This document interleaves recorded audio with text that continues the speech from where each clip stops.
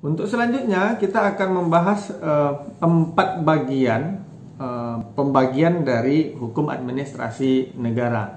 Yang pertama adalah Han heteronom, ya.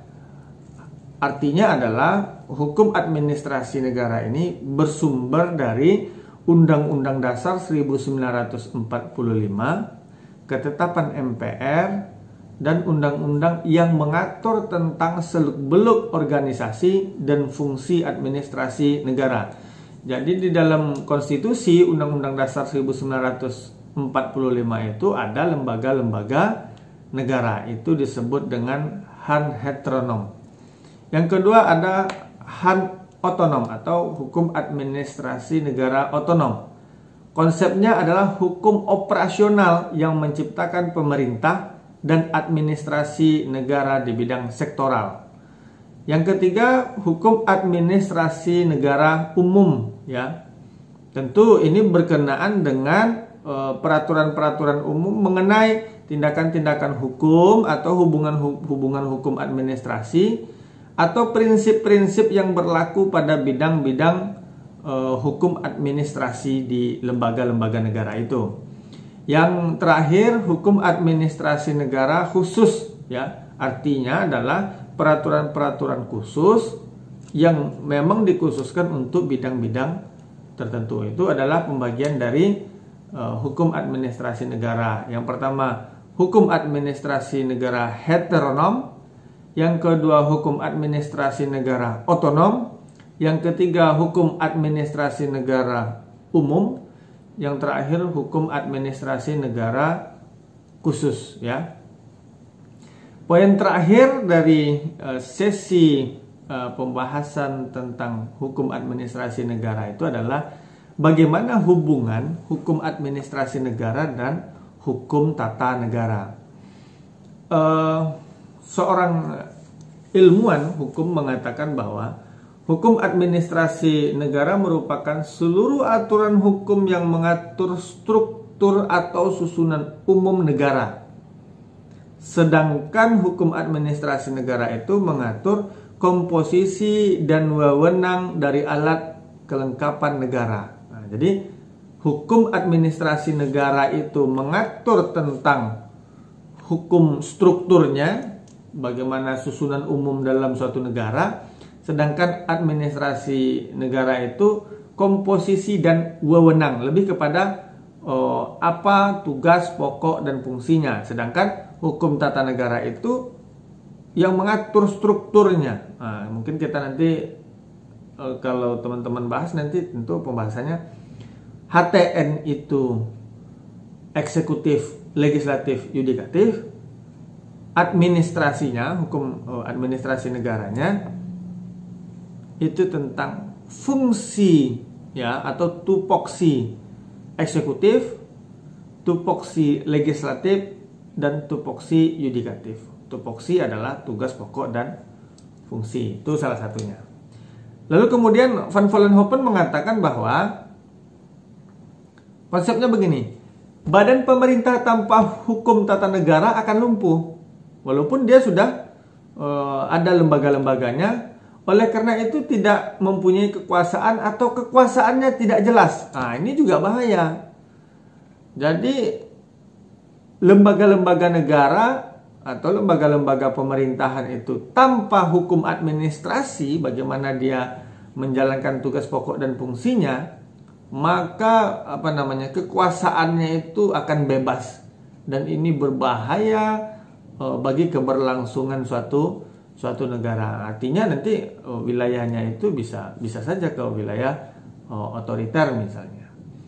Nah, lalu kemudian kajian hukum administrasi negara itu, ya, bagaimana hubungan antara kelengkapan negara dalam perspektif hukum, ya, mengkaji mengenai hubungan-hubungan hukum antara alat-alat perlengkapan negara dengan pribadi atau dengan badan hukum. Terakhir, praktek administrasi negara itu yang faktanya kita temukan di tengah-tengah masyarakat kita kita memahami bahwa pasal 1 ayat 3 Undang-Undang Dasar 1945 itu bahwa Indonesia adalah negara hukum, dan selalu saya sampaikan bahwa aturan hukum di negara kita ini luar biasa banyak, mulai dari tingkat pusat sampai tingkat daerah terkecil. Oleh karenanya praktek dalam menjalankan administrasi negara itu selalu kita temukan ada saja peraturan-peraturan yang tidak lengkap atau belum lengkap, sehingga negara mesti hadir, wajib untuk melengkapi aturan-aturan itu, dibuat sesuai dengan kebutuhan masyarakat, sesuai dengan keinginan masyarakat, yang pada pokoknya kembali lagi kepada konstitusi, apa yang menjadi tujuan dimerdekakannya negara ini menjadi negara yang masyarakatnya adil, makmur, dan sejahtera itu. Itu yang pertama ya, banyak sekali aturan-aturan yang pada intinya tidak lengkap. Yang kedua, peraturan-peraturan tertulis mempunyai kelemahan, jangkauannya terbatas.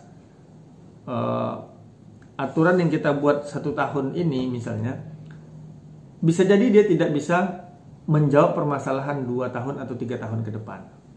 Makanya ada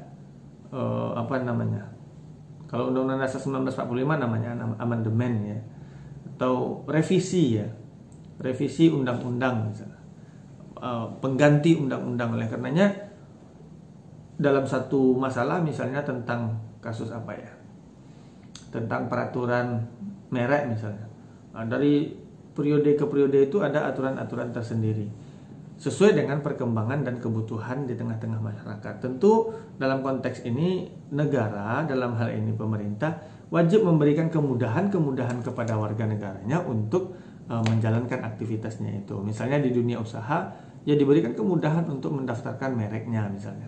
Nah, itu regulasinya bagaimana diatur sedemikian rupa sesuai dengan perkembangan zaman tadi.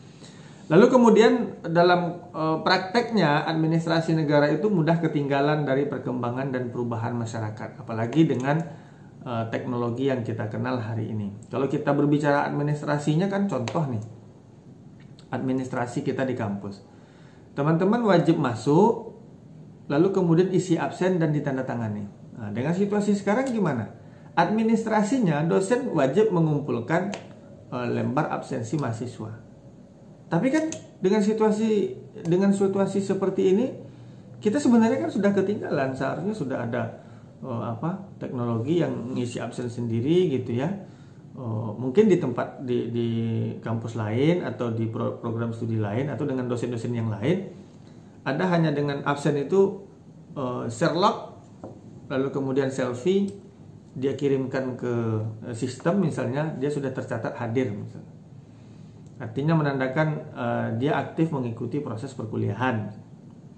Nah, tapi kan administrasi tetap di absen. Apakah nanti diberikan alternatif karena tidak mungkin ditandatangani? Jadi absen itu saya printkan, lalu kemudian saya checklist. Ya, misalnya di pertemuan pertama, saya minta untuk mengisi absen di Google Classroom misalnya, isi nama, NIM, kemudian semester misalnya gitu ya aktivitasnya. Saya checklist pertemuan pertama. Saya checklist itu.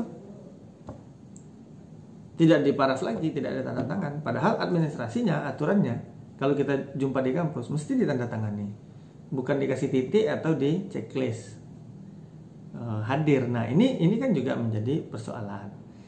Nah, ini masalah kita nih ya, karena tapi kan situasinya gimana? Situasinya keadaan memaksa dan muncullah toleransi ya, karena situasi dan kondisinya seperti itu. Tapi jangan dengan situasi begini memanfaatkan keadaan lalu kemudian nanti ketika diberikan nilai yang tidak baik misalnya, padahal catatannya ada. Catatan kehadiran ada, keterlambatan mengumpulkan tugas juga jelas ya secara administrasinya, tapi meminta haknya luar biasa padahal menjalankan kewajibannya tidak sesuai dengan hak yang diinginkan. Nah, itu juga menjadi masalah dalam praktek administrasi ya, kalau saya analogikan dengan masalah yang sesederhana kita berproses di kampus tadi ya, itu konsep administrasinya.